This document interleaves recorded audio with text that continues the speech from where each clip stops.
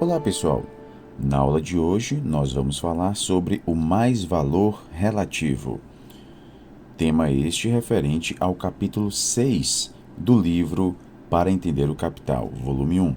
O argumento que Marx traz no capítulo 10 do livro O Capital, intitulado O Conceito de Mais-Valor Relativo, é o de que o valor de uma mercadoria é determinado pelo tempo de trabalho socialmente necessário incorporado nela, e isso nós já vimos bastante em aulas anteriores.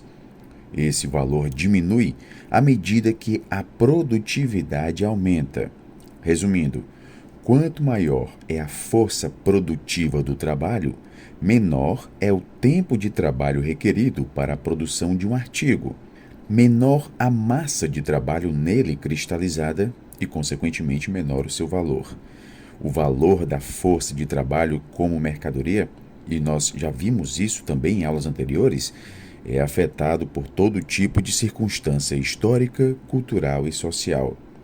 Mas o valor das mercadorias também está ligado ao fato de que os trabalhadores precisam reproduzir a si mesmos e a seus dependentes num dado padrão de vida.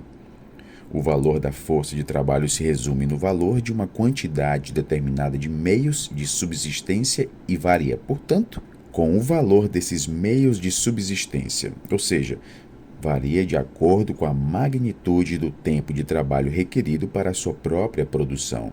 Dessa forma, os demais fatores permanecendo iguais, o valor da força de trabalho diminuirá à medida que aumenta a produtividade naquelas indústrias que produzem os bens que os trabalhadores necessitam para reproduzir a si mesmos. É óbvio que os capitalistas procurarão comprar o máximo de força de trabalho possível abaixo do seu valor, e isso aumentará a massa de mais valor que eles vão receber. Apesar do importante papel que desempenha no movimento real do salário, esse método é aqui excluído pelo pressuposto de que as mercadorias, incluída aqui a força de trabalho, são compradas e vendidas por seu valor integral.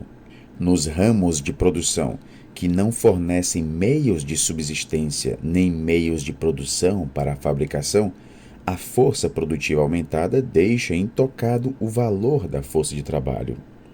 Portanto, a redução do valor de artigos de luxo, em consequência do aumento de produtividade, não interfere no mais-valor relativo. O que importa é apenas a diminuição do valor dos produtos que compõem o salário. Mas por que os capitalistas aumentariam a produtividade de sua própria produção de artigos de primeira necessidade se todos os capitalistas se beneficiassem com esse aumento? Isso é o que nós podemos chamar de problema de Friedhelder. O capitalista individual que inova e reduz o preço de um artigo de primeira necessidade, contribuindo assim para a redução do valor de toda a força de trabalho, não consegue com isso nenhum benefício particular ou singular. O benefício atinge toda a classe capitalista. Qual seria então o incentivo individual para fazer isso?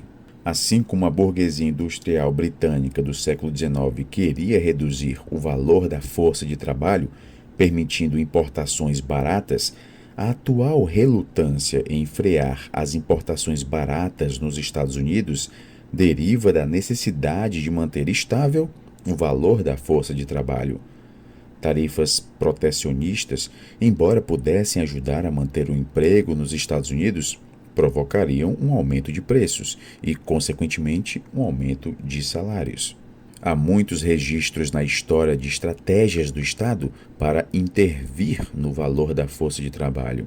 Por exemplo, o Estado de Nova York não taxa a venda de alimentos. Por quê? Porque ela é vista como fundamental para determinar o valor da força de trabalho. Vez por outra, a burguesia industrial apoiou controles de renda, programas habitacionais e subsídios de produtos agrícolas, porque isso também mantinha baixo o valor da força de trabalho. Dessa forma, podemos identificar muitas situações em que houve e ainda há estratégias de classe, implementadas por meio do aparato estatal, para reduzir o valor da força de trabalho.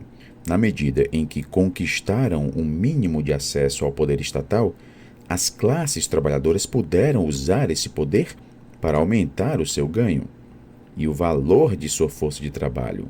Se, por exemplo, um capitalista individual barateia camisas por meio do aumento da força produtiva do trabalho, isso de modo algum implica que ele tenha em vista reduzir o valor da força de trabalho e, com isso, o tempo de trabalho necessário para isso.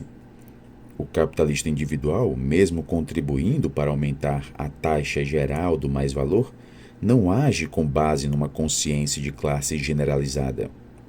Marx adverte que é preciso que as tendências gerais e necessárias do capital sejam diferenciadas de suas formas de manifestação.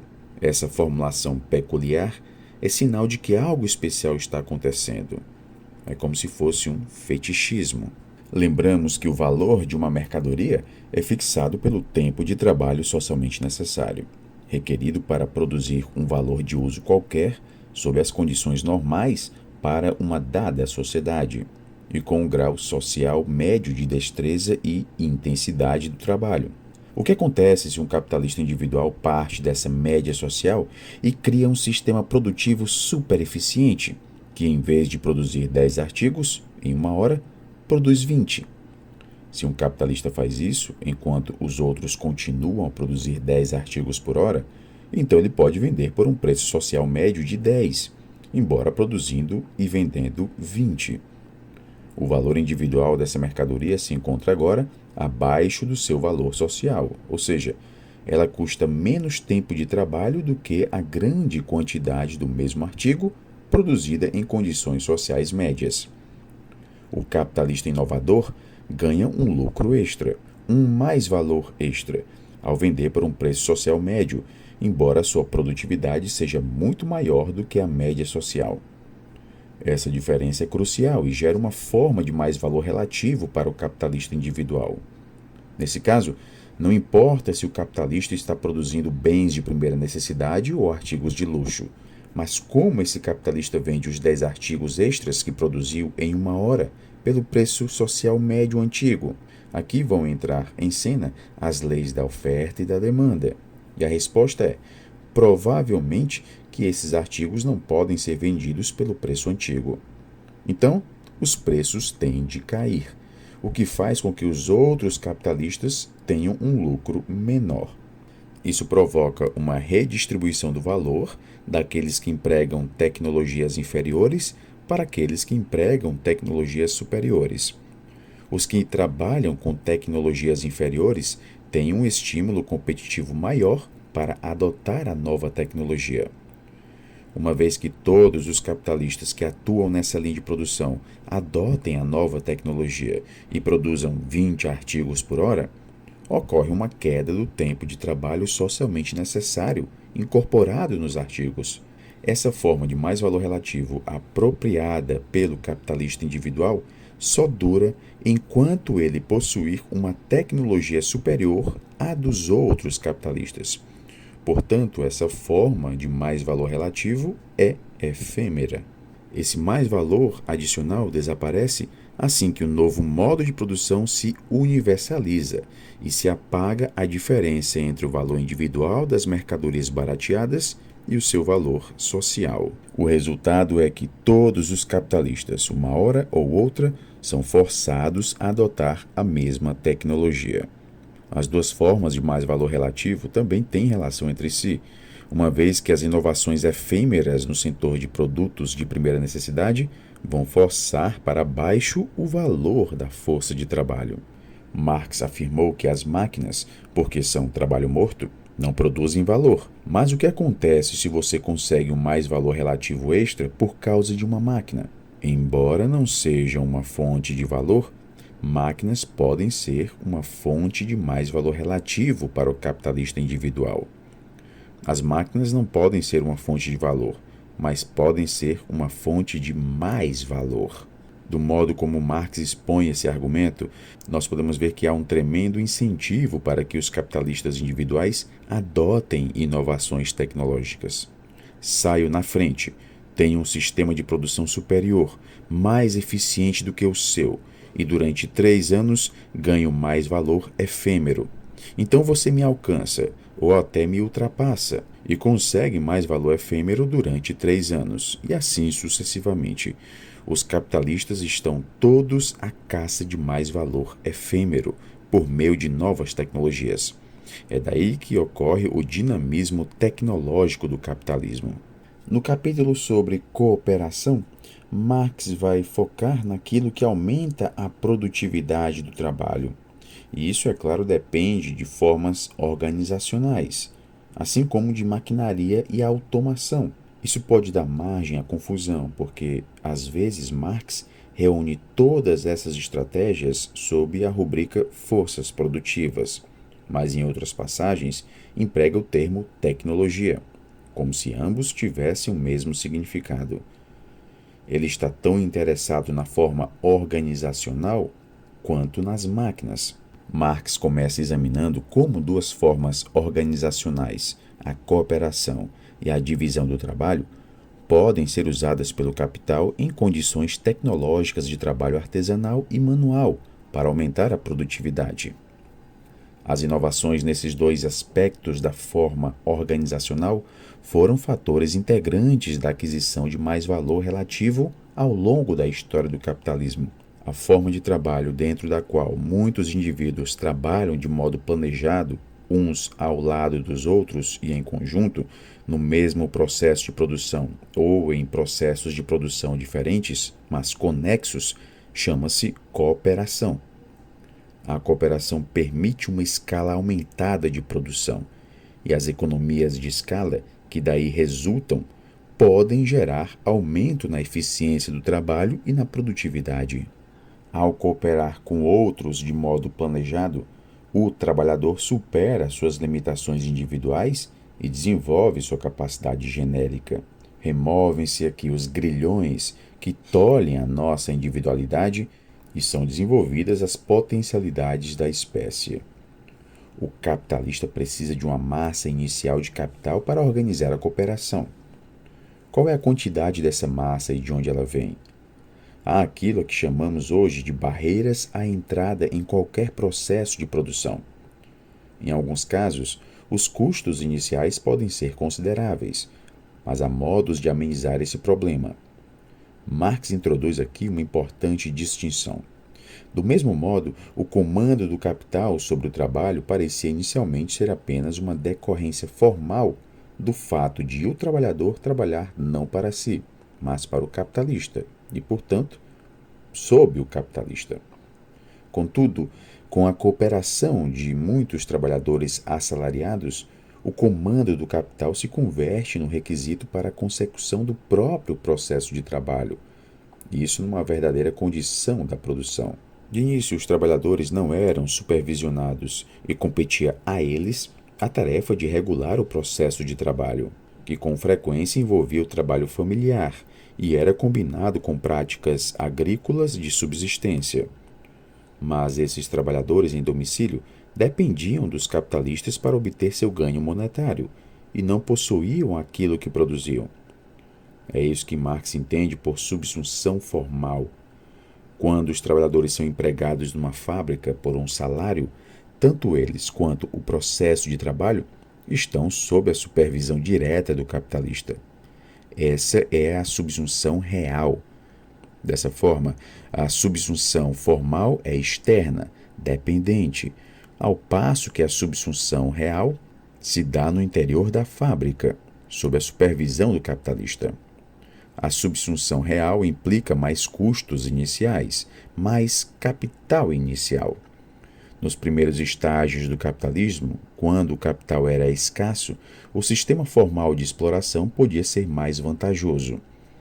Marx acreditava que, com o tempo, a subsunção formal daria lugar à real, mas não estava necessariamente certo disso.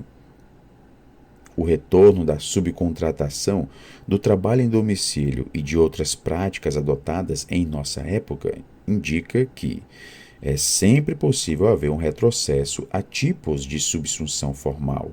A luta entre capital e trabalho que antes poderíamos encontrar no mercado de trabalho é agora interiorizada na fábrica. Isso ocorre porque a cooperação é organizada por meio do poder do capital. O que antes era um poder do trabalho aparece agora como um poder do capital. Do mesmo modo que um exército necessita de oficiais militares, também uma massa de trabalhadores que coopera sob o comando do mesmo capital necessita de oficinas, os dirigentes, os gerentes, necessita de suboficiais, os capatazes, os contramestres, industriais que exerçam o comando durante o processo de trabalho em nome do capital. Surge aqui uma certa estrutura de supervisão dos trabalhadores de caráter autoritário e despótico. O capitalista adquire um papel distintivo como orquestrador do processo de trabalho em todos os seus aspectos. O capitalista não é capitalista por ser diretor da indústria. Ao contrário, ele se torna chefe da indústria por ser capitalista. Os trabalhadores, por outro lado, entram numa relação com o mesmo capital, mas não entre si. A sua cooperação começa apenas no processo de trabalho, mas então eles já não pertencem mais a si mesmos. Com a entrada no processo de trabalho, são incorporados ao capital. Como cooperadores, membros de um organismo laborativo, eles próprios não são mais do que um modo de existência específico do capital. Os trabalhadores perdem a sua individualidade e se tornam um mero capital variável. É o que Marx entende por subsunção do trabalhador sob o capital. É impossível imaginar o modo de produção capitalista sem cooperação, ainda que seja cooperação sob o despotismo dos capitalistas, que organiza e dirige uma autoridade supervisora e fragmenta a classe trabalhadora em grupos hierárquicos distintos. No capítulo 12, Marx analisa a divisão do trabalho e manufatura. Na manufatura, a reorganização pode ser feita de dois modos. No primeiro, são reunidos, sob o controle de um mesmo capitalista, trabalhadores de diversos ofícios autônomos. O exemplo que ele dá é o da manufatura de carruagens, em que as rodas, o estofamento, a carroceria têm de ser feitos separadamente e depois reunidos. Aqui, seres humanos são postos num certo tipo de relação mútua no interior do regime cooperativo. Os trabalhadores, ao invés de ter a liberdade de se mover entre uma atividade e outra, se veem pouco a pouco acorrentados a uma função particular, a um ofício particular, ao uso de um conjunto particular de ferramentas especializadas. Um trabalhador que executa uma mesma operação simples durante toda a vida transforma seu corpo inteiro no órgão automaticamente unilateral dessa operação. É o trabalho que controla a ferramenta ou é a ferramenta que controla o trabalhador? A produtividade e a eficiência dependem não do trabalhador individual, mas sim da organização adequada do trabalho coletivo. Racionalizando o modo como o espaço é organizado, podemos economizar os custos de deslocamento. Assim, toda a estrutura espaço-temporal se torna uma questão organizacional para o modo de funcionamento do capitalismo. Essa foi a grande inovação que os japoneses introduziram no processo de trabalho nos anos 70, com a produção just-in-time, uma programação rígida do fluxo de mercadorias no espaço e no tempo em que se evita quase toda a produção excedente em qualquer ponto do sistema. Essa foi a inovação que deu vantagem competitiva à indústria automobilística japonesa em relação a todas as outras durante os anos 1980. E os japoneses absorveram sozinhos a forma efêmera do mais-valor relativo, até serem alcançados. O ponto fraco desse sistema é que ele é vulnerável a interrupções. Se um elo da cadeia espaço-temporal é rompido, por exemplo, por uma greve, o fornecimento é paralisado, porque não há estoques de reserva. Até o fim do século XVIII, os capitalistas ainda não investiam em novas máquinas como um meio primário de aumentar a sua eficiência produtiva. Em geral, eles se contentavam em usar os métodos de produção existentes e reorganizar esses métodos. É claro que houve inovações, como a bússola e a pólvora, entre outras, Mas o capitalismo ainda não havia interiorizado no centro do próprio processo de trabalho a dinâmica da constante inovação tecnológica. Isso só ocorreu mais tarde, com o advento da maquinaria e da indústria moderna. Os trabalhadores são separados, classificados e agrupados de acordo com as suas qualidades predominantes, e o resultado é uma hierarquia das forças de trabalho, o que corresponde a uma escala de salários. A distinção entre trabalhadores qualificados e não qualificados se torna particularmente marcada. O trabalho intelectual torna-se uma função especializada, separando o trabalho mental daquele manual e submetendo cada vez mais o trabalho manual ao controle do capital. Quem já se organizou com pessoas que têm 2 empregos conhece muito bem o problema relacionado ao tempo para pensar. Trabalhadores que trabalham 80 horas por semana dispõem de pouco ou nenhum tempo para pensar, o que dirá ler, sobre muitas coisas a respeito das quais achamos que eles deveriam pensar, por conta principalmente da sua posição de classe. Eles se encontram tão ocupados tentando juntar as duas pontas, sustentar os filhos e dar conta das tarefas domésticas, que não sobra tempo para nada além do trabalho.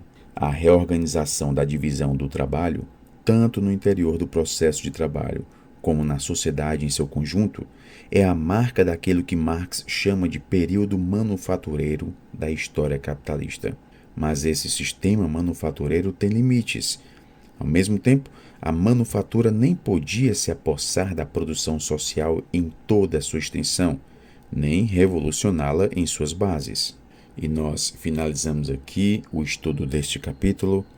Bons estudos a todos e até a próxima.